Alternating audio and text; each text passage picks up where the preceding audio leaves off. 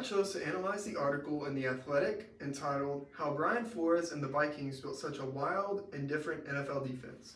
This article interests me because I am a lifelong Minnesota Vikings fan, and throughout my lifetime we have been historically average to below average with a couple of good years in between. But this year we had the chance to be a very good team, which is explored in the article. I have a strong bias towards the Vikings because I am such a huge fan. It is extremely hard for me to look at this team objectively. When given the choice, I will always support them 100%. Using the CRAAP analysis method, this is a current article because it was written on September 24th, 2024, which was only about 2 weeks ago. This is a relevant article because I'm interested in the Minnesota Vikings, and this is an article that represents them in a very positive light.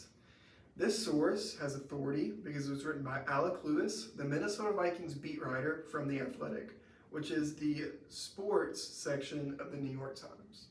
When it comes to accuracy, although the quality of a football team is widely subjective, you can't argue with the facts. In the article, Lewis wrote, "You shut down CJ Stroud and Brock Purdy in back-to-back weeks. You're holding opponents to 10 points per game and are ranked as the #1 defense in the NFL according to the DVOA. According to the University of Kentucky Libraries, evaluating your sources, the CRAAP test, to be accurate, your source must be supported by evidence.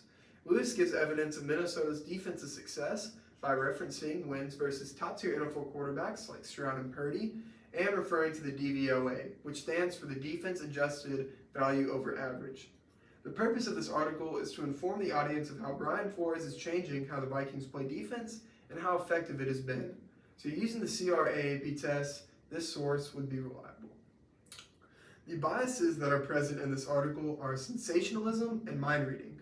According to allsides.com, sensationalism is when information is presented in a way that gives said information a deep and shocking impression. In the Athletic article, the author represents Brian Flores' defense as wild and different when compared to other defenses. These kinds of words make a deep impression to an audience and will make them further believe in what the author is saying. Mind reading takes place in the article when the author makes multiple references to how Brian Flores thinks and what he wants. An example of this is when the author writes, "The Flores recipe starts with smart and physical players who love football." There is no evidence that Brian Flores ever said this, which makes this mind reading bias. This type of bias is used to create a narrative about how Brian Flores thinks, and although it sounds good to an audience, it could be completely false and fabricated. Another type of bias that could be incorporated to influence the content further would be to use slant to home in on the Vikings' successes while also leaving out the things that they may be doing poorly. By doing this, people who don't care to look too far into stories will take the author at their word and will be led to thinking that the Vikings could be a better team than they are. They could also use this to slander opposing teams' offenses by looking purely at the negative aspect of those teams and leaving out anything good they might have done against the Vikings' defense. This article was published by The Athletic, which is a media consolidation of the New York Times. According to Opinion Front's article, the pros and cons of media consolidation that are worth knowing. Media consolidation is the idea of smaller media companies being owned by larger media companies, leading a very large portion of the media to be owned by only a few different conglomerates. In this case, The Athletic is the smaller media company of the New York Times. While often people don't think media consolidation has any positives, in this case it could be largely a good thing. This is because when there are less media companies creating stories, there is less room for opinion pieces and authors must cover the facts more than their own opinions. Through research, The Athletic doesn't seem to have any biases towards certain teams, and neither do the New York Times.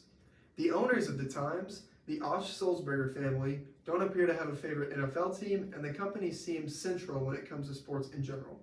They cover all kinds of pro sports leagues, as well as every team within said leagues. So, when it comes to sports, there doesn't seem to be any bias in The Athletic or the New York Times.